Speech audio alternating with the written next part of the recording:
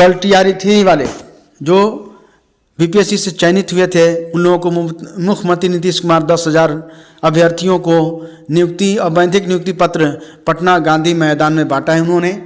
और विशिष्ट शिक्षकों को मिलेगा सेवानिरतता का लाभ। सदन में हुई घोषणा, सेवानिरतता का लाभ मिलते ही विशिष्ट शिक्षकों का मूल वेतन 35,000 से 36,000 प्राथमिक स्तर पर हो जाएगा, है ना। अभी तक चैनल को आपने सब्सक्राइब नहीं किया तो सब्सक्राइब कीजिए, लाइक कीजिए, कमेंट कीजिए, शेयर कीजिए शिक्षा रोजगार से जुड़ी बड़ी खबरों के लिए।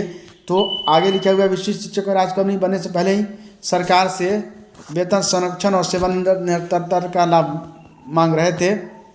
इसके जवाब में शिक्षा मंत्री सदन में जवाब दिया कि सरकार इस पर विचार कर रही है। जल्द ही विशिष्ट शिक्षकों के मूल वेतन में बढ़ोतरी की जाएगी। आने वाले समय में इन्हें सेवानिरतता का लाभ भी दिया जाएगा। इस संबंध में अभी कार्य प्रगति पर चल रही है।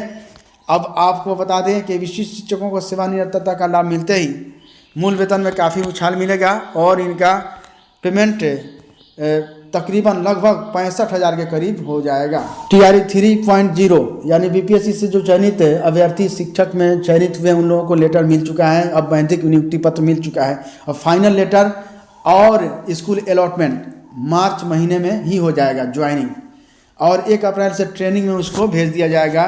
डॉक्टर एस सिद्धार्थ का ये न्यूज है, यानी कि एस सिद्धार्थ ने ये बातें कही हैं। तो अब बता दें कि अब जल्दी है, अनकरीब समय हो गया है, अब उन लोगों की ज्वाइनिंग हो जाएगी। अब वैधिक नियुक्ति पत्र मिल चुका है बीपीएससी से जो लोग टीआरई 3 में पास किए हैं शिक्षक अभ्यर्थी।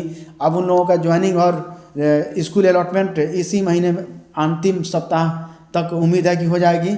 और उसके बाद 1 अप्रैल से वे लोग क्या करेंगे, ट्रेनिंग में वो लोग जाएंगे। ट्रेनिंग के बाद फिर जो है वह स्कूल में पढ़ाने लगेंगे। अब बीपीएससी से चयनित एचएम और हेड टीचर की पोस्टिंग से जुड़ी खबर। एस सिद्धार्थ ने अधिकारियों के साथ की बैठक।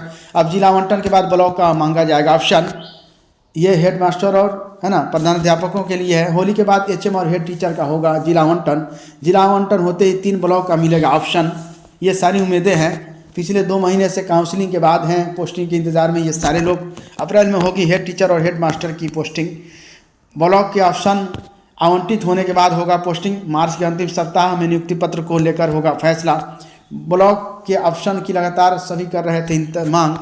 उम्मीद है कि ये इंतज़ार समाप्त हो जाएगा और इन लोगों को जल्द ही ब्लॉक लेवल पर भी लगता है कि उम्मीद है कि उन लोगों को ज्वाइनिंग हो सकता है। ये उम्मीद जताई जा रही है, क्लियर नहीं है। और अप्रैल तक उम्मीद है कि इन लोगों की बहाली हो जाएगी हेड टीचर और हेड मास्टर की। टीआरई 1, 2, 3 के तहत तरह होगा परीक्षा का पाठ्यक्रम व पैटर्न। सक्षमता परीक्षा 3 82,000 शिक्षक भरेंगे फॉर्म। सितंबर में होगा नियुक्ति। इसके लिए परीक्षा के लिए आवेदन, सक्षमता परीक्षा के लिए आवेदन प्रक्रिया शुरू हो गई है।